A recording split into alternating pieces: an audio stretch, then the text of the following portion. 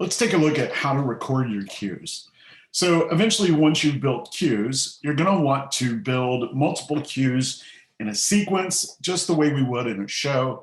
And you're going to want to be able to play them back with a specific timing and a specific movement to fit your show, to fit your piece of music, etc., etc. So when you build a cue, we can record them in a sequence for playback on our ETC Nomad console. So I've already built a few cues here, and you'll see what I mean.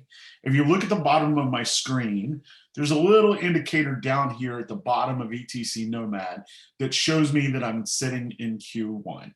So just so we all understand what we're talking about, here's cue 1, and I'm going to use my space bar, and my space bar on my keyboard is going to trigger cue 2. So here we go. I'm going to click go here, and you can see we're moving into cue 2. And you can watch the lights change on stage. And as I hit the spacebar again, I'll move from Q2 to Q3, and you can see my light cue shift into the third cue. Now I'm gonna go in here and I'm gonna turn my house lights off now that you've seen that, so that I have a more theatrical look.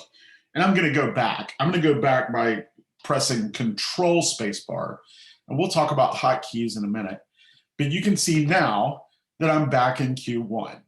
And if I hit spacebar, you can see me moving into cue 2. And then spacebar again, we're moving into cue 3.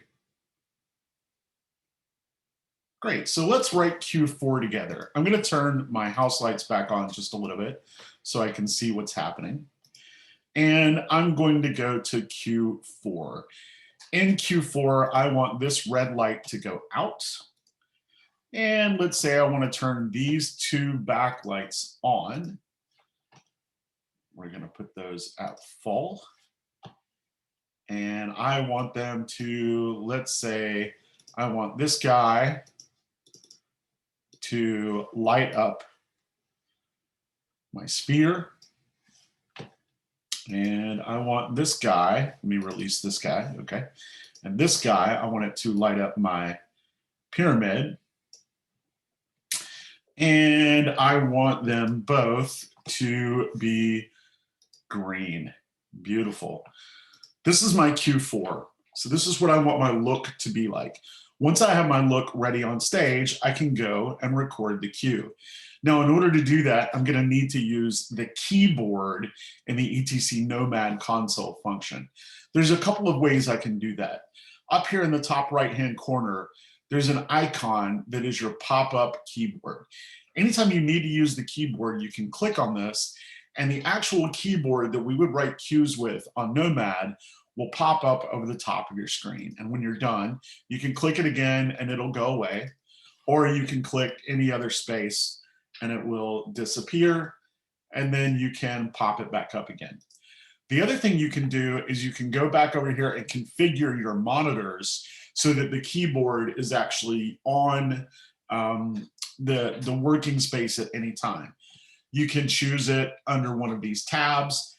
The way we set this up, I think in video number 2 on setting up workspaces, you can set up your workspace to have a keyboard there. I like to keep mine in the pop-up here so that I can have 2 large windows to work with. So whenever I want to pop up the keyboard, I can do this.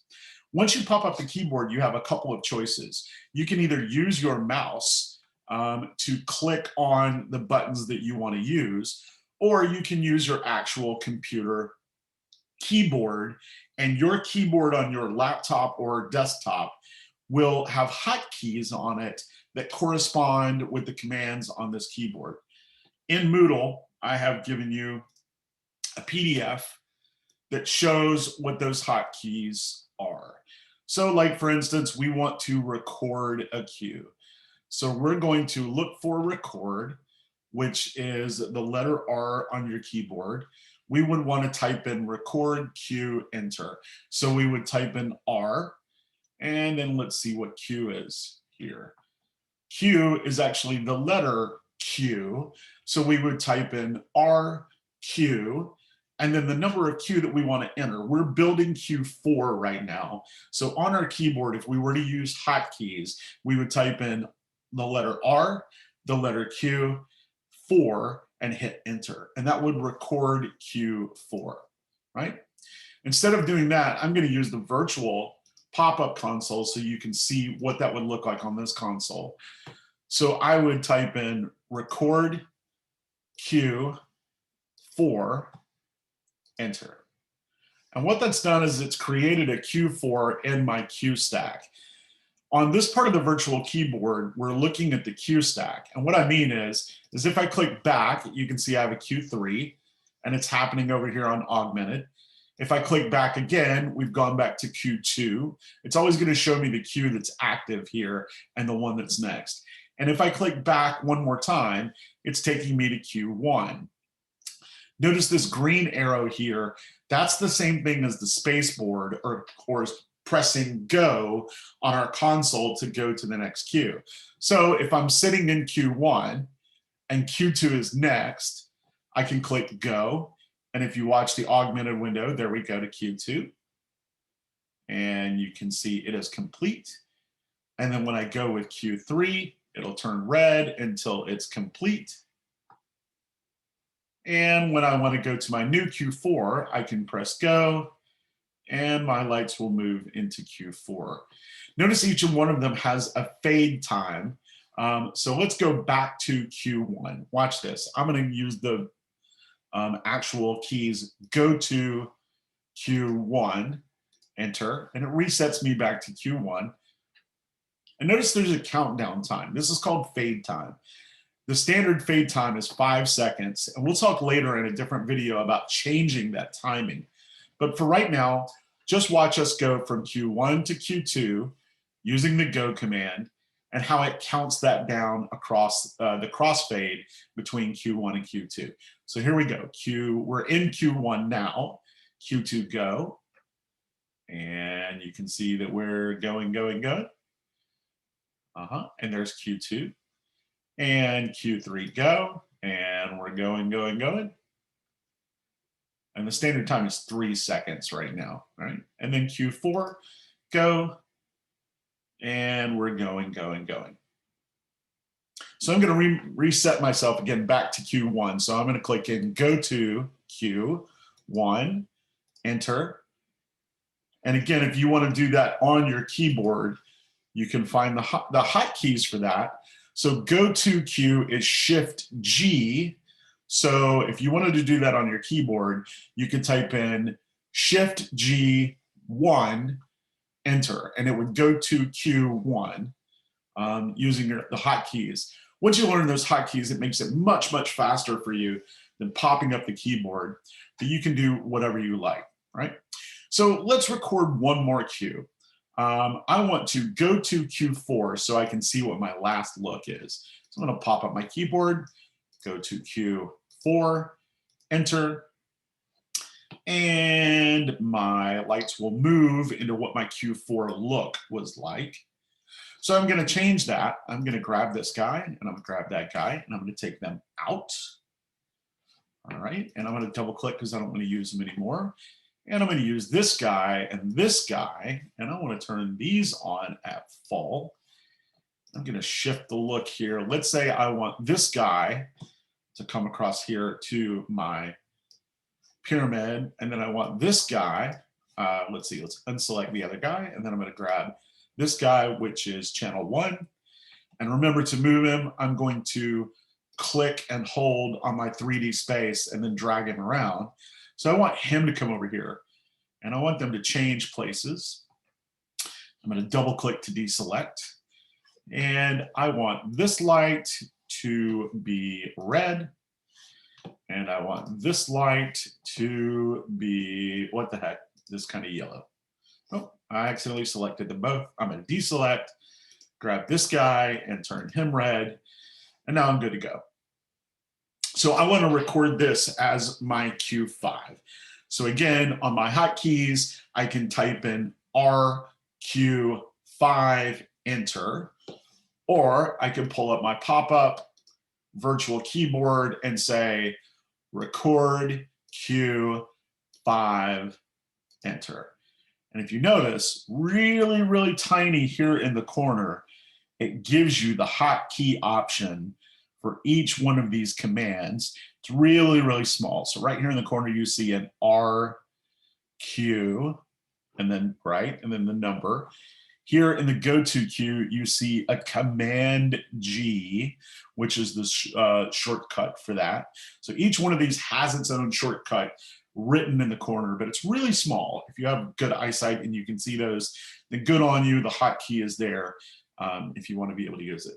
So now we have recorded Q5. Right? We're looking at our, Q5 is sitting here in our stack. But I want to start from the very beginning of my sequence. So I'm going to click go to Q1, enter. Then everything over here in augmented is going to move. Right, that's my Q1. Now I can close my keyboard, and from here, this little indicator at the bottom of the screen is showing me the queue I'm sitting in, Q1. And if I want to watch my sequence now, I can just press the the space bar and use the hotkey for the go button as the space bar and watch the timing on my cues. So I'm sitting in Q1 and Q2 go. And we see our transition over 3 seconds there into Q2. Great. And Q3 go. And our transition into Q3. And Q4 go. And our transition into Q4. And Q5 go. And our transition into Q5. And we're designing and queuing and programming. I forgot to do one thing though, so I'm going to go back and I'm going to fix that. I'm going to go back to my pop-up here and I'm going to go to Q1, enter. And my Q stack is going to reset back to Q1. I forgot to turn my house lights off. So I'm going to go in here and I'm going to give myself a purely theatrical look so I can see this, all my lights in their pure glory. Again, I'm back to Q1. This indicator is showing me that I'm in Q1 right now and that Q2 is next. So I'm going to use my space bar and Q2 go. And I'm going to see my 3-second transition into Q2. It doesn't always have to be 3 seconds, but we'll create another video about changing the time on your cues and pacing your cues a little later. So Q3, go, space bar. Awesome. What a beautiful, beautiful look. Q4, go. And here come my green lights out to my shapes. And Q5, go. And there we go. The other lights are moving around. Great. So that's the basics of recording your cues. Whatever you do, don't forget to save your show file. Make sure you have saved it as your own show file. Or if you want to save this as a specific assignment, click Save As Assignment. Let's say assignment number 5. Put your name on it. And make sure that you keep your augmented lab and demo files clean as a root file in case you ever need to go back.